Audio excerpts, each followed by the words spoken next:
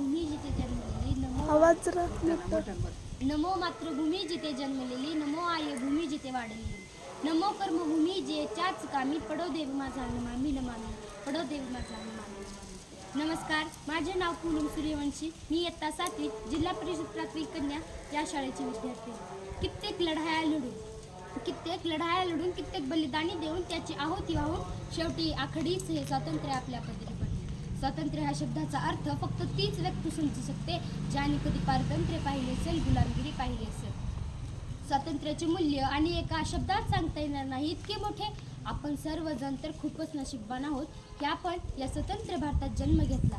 या बाकीच्या अडचणी, पारतंत्र्याच्या, गुलामगिरीच्या बेड्या आपल्या हातात नाही घेतल्या. याबद्दल आपण खूपच नशीबवान आहोत. मित्रांनो, भारत, इंडिया, हिंदुस्तान ही नावं फक्त तोंडावर जरी आली ना तरी रक्त असं सळसळायला लागतो. आपली मान अभिमानाने उजवते. जेव्हा तो तिरंगा आपल्या समोर फडकत असतो ना तेव्हा आपल्या मनातील, देशाच्या मनातील, प्रत्येकाच्या मनातील ती देशभक्ती, ती भावना, तो आदर्श पाहण्यासारखाच असतो. किसी ने खूब कहा है कि हम अपनी जान के दुश्मन को अपनी जान कहते हैं, मोहब्बत की इसी मिट्टी को ही हिंदुस्तान कहते हैं, जो दुनिया में दिखाई दे उसे कहते हैं खामोशी, जो आंखों में दिखाई दे उसे तूफान कहते हैं. और ऐसा एक ही देश है जिसमें मेहमानों को भी भगवान कहा जाता है. आपल्या भारताला ना सोन्याची चिडिया म्हटले जाते. का बरं? कारण आपल्या भारतसारखा समृद्ध, शेतीप्रधान, कृषीप्रधान देश दुसऱ्या कोणत्या त्या काहीतरी नव्हता हो. म्हणूनच कदाचित इंग्रजांना भारतातून पावलं बाहेर टाकण्याला खूप त्रास झाला असेल. 1857 चालू झालेले स्वातंत्र्य यज्ञ शेवटी 15 ऑगस्ट 1947 शांत झाला. 26 जानेवारी 1950 भारत देश प्रजासत्ताक झाला. किती छान ना. पण तुम्हाला माहिती आहे, जरी भारत देश स्वतंत्र झाला तर ते कुणाबद्दल? या भारत भूमीवर राज्य करणाऱ्या इंग्रजांपासून. पण धर्मवेदापासून नाही, जातीवेदापासून नाही. ते कार्य तर अजूनही चालू आहे.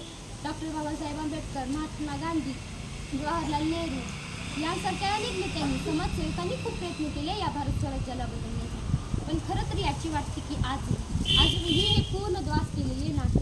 आजही ते हवी तशी प्रगती, तसं स्वप्नातला भारत दिसत नाही.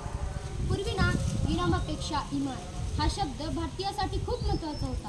पण आता भ्रष्टाचाराशी मैत्री करून इमानदारी विसरून गेलोय आपण. या भारताच्या सूर्याला आता गुन्हेगारीचं ग्रहण लागलं.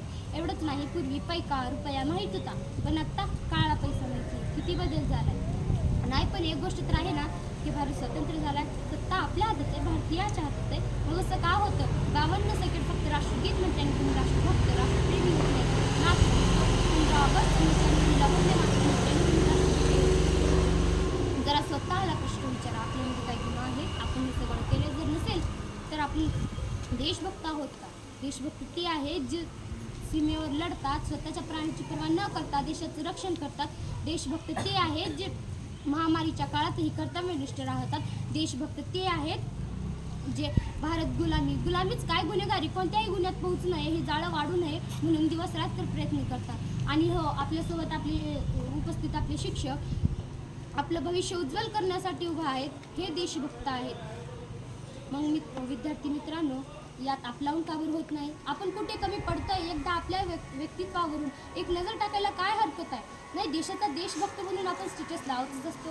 जरा मनातही देशभक्ती फुलवा.